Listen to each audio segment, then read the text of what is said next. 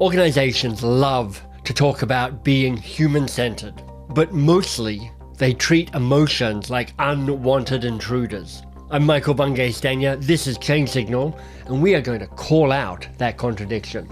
Cassandra Worthy says emotions have never had their rightful place at the change management table. Her approach turns conventional wisdom on its head and puts emotions right at the heart of change and transformation. Too touchy-feely and woo-woo for you? Or might there be something here? You're going to have to listen to find out. Let's go. Cut through the blather, the BS, and the noise. Find the good stuff that works in change management. I'm Michael Bungay-Stanier, and this is Change Signal.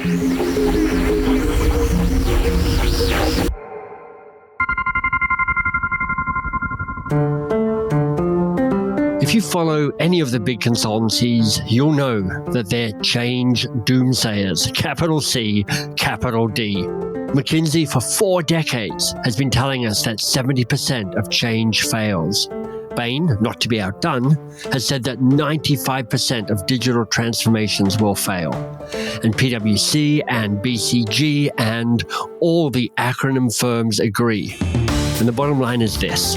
If you lead change, if you're involved in change, you're up against it. But that's only one somewhat self-serving version of the story.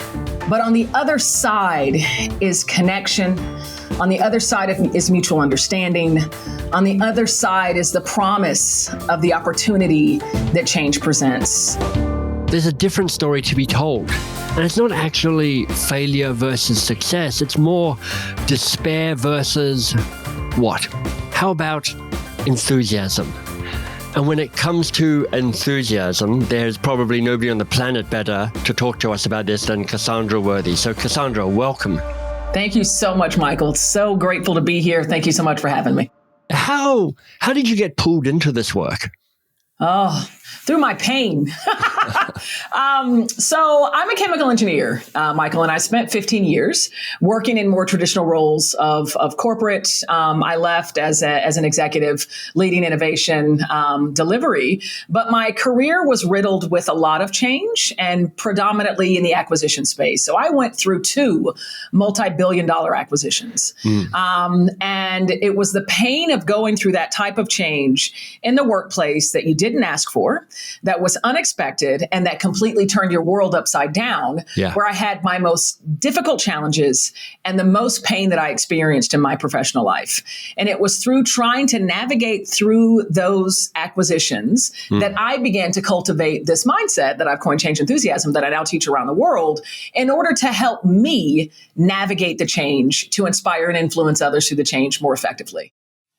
Tell me what you mean by pain. That's a big word, but how did that show up? What did that feel like? What did that look like? I had transitioned into a business that had been acquired. It was a multi-billion-dollar acquisition. I was a part of the parent or the acquiring company and transferred into that business to help integrate parent company tools and really to continue to deliver breakthrough innovation. And when I was there, it was like it was an us versus them type of environment. Right. None of my ideas were really listened to. I could tell that there were a lot of individuals who felt I had no business being there. They had been doing this for over a century, and they had been doing it well, and they don't need us coming in and telling them anything different than what they already do and what they already know. I want to jump in here because as Cassandra talks about this sense of resistance, know that actually this is felt up and down throughout the change process. You feel it as a change leader. You know resistance. But so too, the people who you're asking to change, well, they feel it as well as they attempt to move themselves and their people through the process. And at the same time, it's deeply universal. And so that is a painful thing to experience when you're so used to being in a culture and an environment that really nurtures your ideation, nurtures you bringing the best of yourself, the best of your ideas, sees the value that you bring. And now suddenly I'm in this culture and this environment where I'm really seen as other than, and whatever I offer we don't want to hear it. And so it's that discomfort, that disappointment, that feel like I'm walking up a really steep hill and I just cannot get as far as I need to go. That is the struggle. That's what I mean by the pain. Yeah. It's waking up every day, going into the office, thinking that this is the day I'm going to quit. This is it. This is the day that I'm going to quit because of all of that emotional energy, all the frustration, the anger, and the defeat. And it's like, what am I doing? What am I doing with my life? That's the pain I'm talking about. What's the price you feel you pay when you're in that spot? Oh my gosh. The price that I pay is beginning to question my innate value. Right. And beginning to question the value that I bring, the talent that I carry, and the experience and the expertise that I can offer to move the business forward. I began to question that. Yeah. And if I were to continue to pursue that and allowed it to kind of manifest as, okay, I need to change. I don't have the value that I thought I had. I don't have the expertise that I thought I had. Yeah. I think the price would have been much, much steeper. But the reality is that's what I could have paid. That's what was being introduced to me. Yeah. But I made the decision not to pay it. But in and of itself, to question my value, to question what I can bring into an organization was an emotional price. Yeah. I'm curious to know, and this is a bit of a quirky flip, but when change is hard, like the story you're describing, it's not like one side is having a good time and the other side is having a bad time. It's like it's a stew of misery for everybody involved. So I'm curious if you're able to get across to the other side of the table and get a sense of what do you think that other group, the group that was kind of pushing back on you, what were they experiencing? What were they up against? Yeah, I did. It took me a while because there was so much tension and so much adversity between this us versus them. And it was just tension up and down the hallways, tension in every team meeting. And I kind of came to a breaking point where I was almost to the day where I was going to turn in my resignation. And I went and I spoke to a mentor. And, what I thought I was offering was very clear help requests. But in hindsight, I was pretty much asking this person to fire my manager. Right. And to fire this other dude that I had really been struggling with. Right. And then to promote me so that I could have the authority to fire some more people. That's totally reasonable. I mean, I'd be asking for that as well. Yes. It's like, this is the solution that I needed. It's not me. It's them, and they got to go. Right. But thankfully, she offered some sage wisdom that honestly was the seed planted that has now blossomed into my work and what I've embraced as my life purpose. She told me, Cassandra, I'm going to offer you some advice. You can either get bitter or you can get better. And it's your choice. Michael, I was not as evolved as I am standing in front of you today, and I was pissed off when she told me that. Of course. And I'm thinking to myself, how dare you? Yeah. It is not my choice. You are the one in a position of influence. It's not me. You have the control and I don't. But her words stuck with me. Bitter or better, bitter or better. And I just kept playing them over the next several days. And I came to the realization that I do have power and control on how I respond, how I show up, how I experience what's happening around me. And I have the power to let this emotional energy inform me. And I have the power to choose what I do with them. And it's in that moment that I shifted my mindset and I realized I had agency. I had control, I had power, and that I wanted to make choices moving towards better, to shift my emotional energy, to shift my own experience. What I notice here as I listen back to my conversation with Cassandra is a vicious circle that's spinning. As I feel myself diminish, I objectify and vilify others. As I do that, I feel myself diminish further, and so it goes. It actually brings to mind Cartman's drama triangle, which I love. I think this is such a powerful framework for understanding this dysfunctional dynamic. And in fact, I'm going to do a short solo episode about the drama triangle, so do watch out for that. I think it's going to be useful.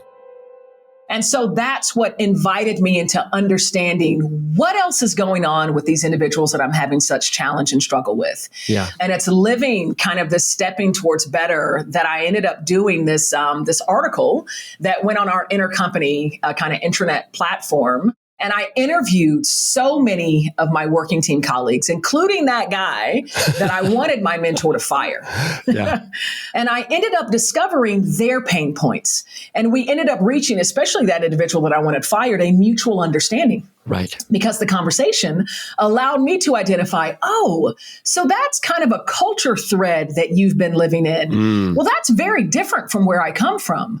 And I can tell you, when you acted in this way, it had this impact on me because it's not the culture I'm used to. Yeah. And so we were able to understand one another, where we were coming from, and it created this bridge. What have you learned about what it takes to offer agency to other people in organizations who might be a little more passive, a little more scared, a little more stuck? Yeah. What does it take to make that happen? Because that feels hard to me. It is hard, and especially if you're one who's developed and nurtured a belief or a bias that change always happens to me. Right. That I never have any say in it. It's always what my executives are telling me what to do. My board's telling me what to do. My management's telling me what to do. And it's always done upon me. And it's never the right thing. I never agree with it. So when you have this belief, I so believe that the way that we navigate through change hinges upon the stories that we tell ourselves. One of the best ways to do it as a leader, if you're trying to invite people to recognize their own agency, is to practice it in and of yourself and to exemplify what that looks like for you. Yes. Gandhi, be the change you wish to see in the world. Yeah. Because as much as your employees might feel like you're doing this to them, this might be coming down to you from your executives. Yeah. And so as a leader, when you can step into your seat of agency and help them understand this is not something that I necessarily asked for, but it's something that I am choosing to align with because this is the vision and this is the decision that has been made and it is outside of my control at this time. Yeah. Now I'm going to focus on what can I control.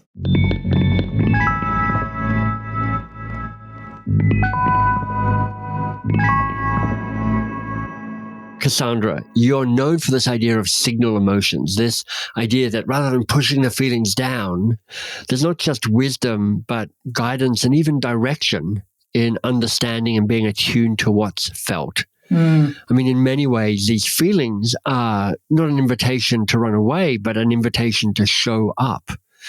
So how do I, as an individual, and how do we in an organization get more attuned to signal emotions? Because, and I'll speak for myself, I'm 50 years and counting. I'm still terrible at noticing how I'm feeling. Apparently, I am mostly, my body is purely there just to carry my head around. I'm not that great at being connected to the feelings. And I know the core feelings, mad, sad, glad, ashamed, afraid. I know that and I struggle with it. And organizations aren't typically known as places where it's let your emotions flow. It's all about the feelings. It's no, it's numbers, it's spreadsheets. There's a rational bias in organizations. So signal emotions, I can buy into that, but how do you even get people to notice that? For decades, the largest, most well-known change management, firms and practices have flaunted human-centric solutions. And yet feelings have never had their rightful place at the change management table. Right. We have emotional intelligence, and I think that's been a growing kind of industry and integration into corporate, but they haven't intersected that yet with change until now and the work that we're doing at Change Enthusiasm Global.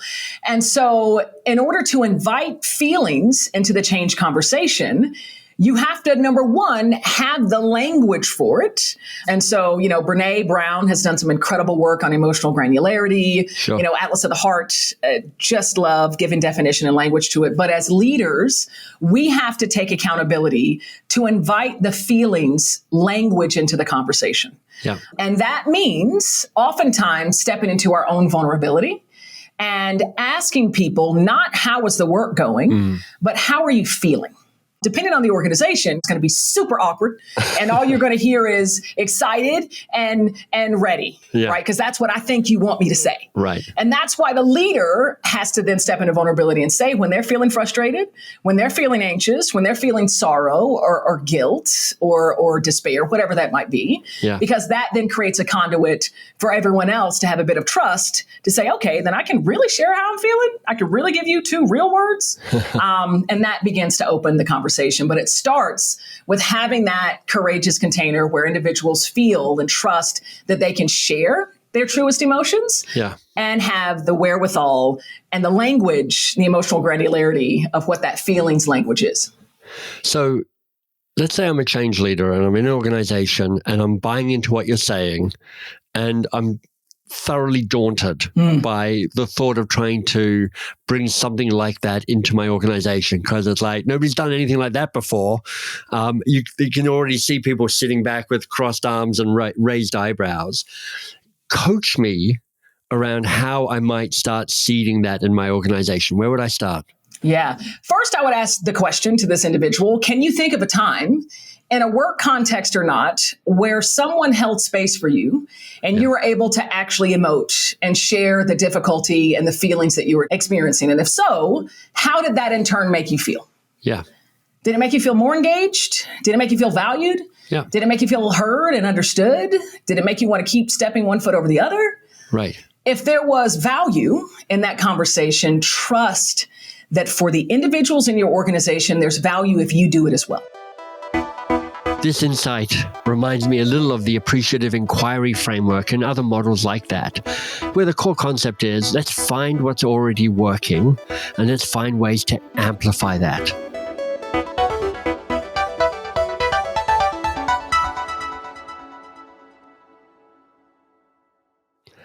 I get a little stuck in the chicken and an egg process around this, which is like, if you've already figured out agency, then you can go, look, this is the water I'm swimming in. And every moment I have opportunities to make choices. How do I make a braver choice? How do I make a more courageous choice?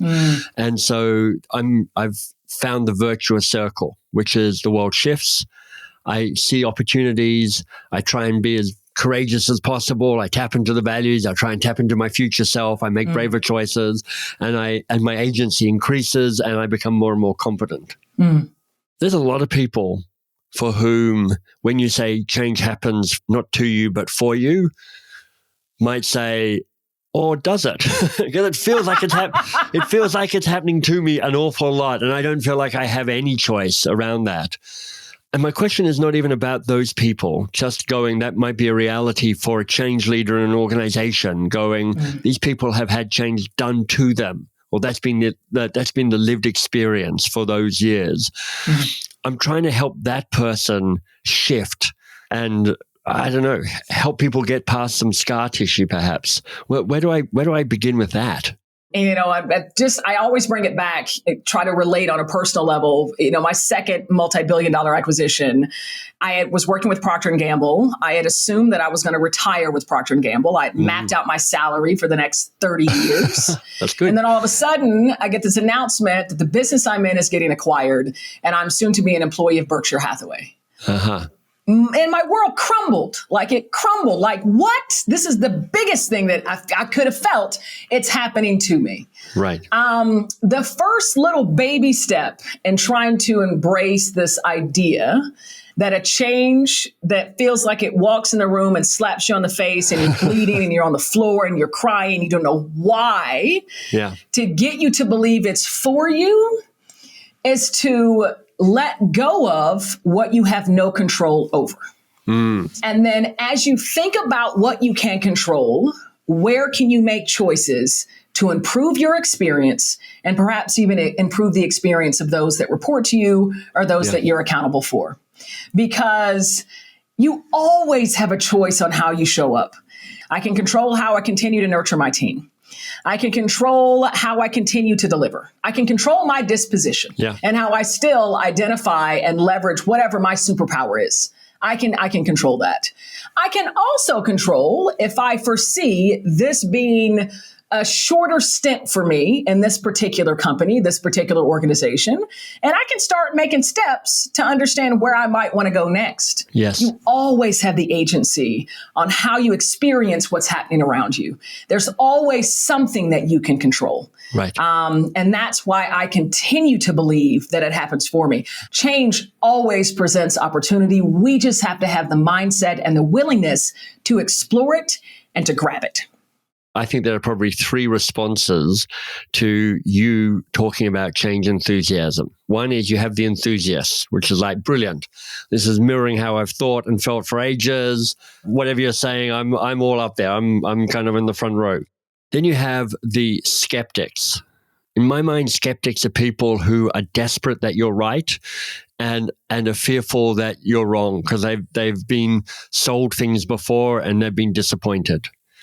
And then you have the cynics, and the cynics have decided that you're absolutely wrong. And there's absolutely nothing you can do to persuade them otherwise, that you're already written off as some Looney Tunes person who's come in with an unnatural degree of enthusiasm and is disconnected from reality, and you're never going to survive a moment in this place.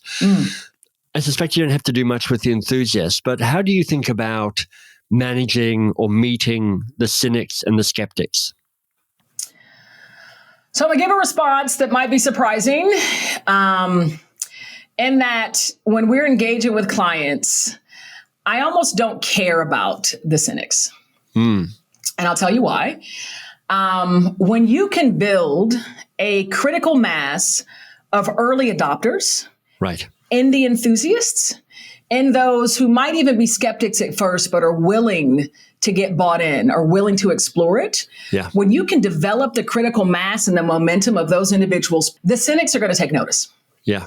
Because oftentimes what drives that cynical mindset is a lack of data, is a lack of evidence, is an idea that flies in the face of everything that they've held near and dear for decades. Right. And so we're coming up against all this stuff that's driving their cynicism. Yes. The best way to combat that or to invite them into a different paradigm is to try to build more evidence for the contrary. And you can do that by inspiring those enthusiasts, by transforming those who are a little bit skeptical, and then creating all the success stories. And then the cynics are seeing the data. Yeah. And they're feeling the energy. Emotion is contagious. And they're feeling it. And they want some. And they want some more. Maybe I was wrong. Could I have been wrong? If you were coaching me to say, when somebody asked me, what's Cassandra Worthy's big idea around change? What's the language I should use? Like in a sentence or two, how would you summarize this whole body of work that you're bringing to the world? Well, first off, I'm nervous because you are one of the best coaches in the universe. So first off, I'm feeling signal emotions, but it means I'm in an opportunity to share something with you. Yeah. So I'll choose to do so. The language that I would use is our potential as human beings is determined by what happens at the intersection of change and emotion. This feels like it should be underlined. Our potential as humans is determined by what happens at the intersection of change and growth. Beautiful. Cassandra, for people who want to learn more about your work, understand what you do, where do they find you in the world? CassandraWorthy.com. You can learn all about what I'm doing with my on the platforms in my speaking. Please give me a follow on LinkedIn. I'm very active on that platform. You are. I love it. And then if you're interested in learning more about change enthusiasm and maybe even want to become a certified practitioner of this mindset and of the skills that we're bringing around the world, go to changeenthusiasmglobal.com. That's great. I think our work here is done. So thank you. That was wonderful. Thank you so much for who you are and what you do in the world. I appreciate you. My pleasure. You know, I remember a quote from Bobby Kennedy, the original one, not the current one. And he said, 25% of people are against everything all of the time. I mean, that's depressing in some ways, but honestly, it's liberating in others. It means you should know that you will always have people who are cynical about what you're trying to do, who will sit there and pleasantly or unpleasantly say, nope, I'm not going to do that. It's just part of the deal, and it doesn't break the deal. What you need to know is there's a critical mass of people who you do need to get involved. Some combination of the enthusiasts and the skeptics. And that's what we're helping you do at Change Signal. We're trying to give you the tools and the confidence to recruit those key people. Now, if you're not cynical about this podcast, and if you're listening to this, I'm going to assume you're not, well, perhaps you can give it some love. Tell a fellow change leader about it. We grow best by word of mouth. And give it some stars or a review on your podcast platform of choice. And I do hope you've signed up for the Change Signal newsletter. It's short, it's weekly, it's awesome. You'll find it at thechangesignal.com. Thanks for listening. I'm glad you're here.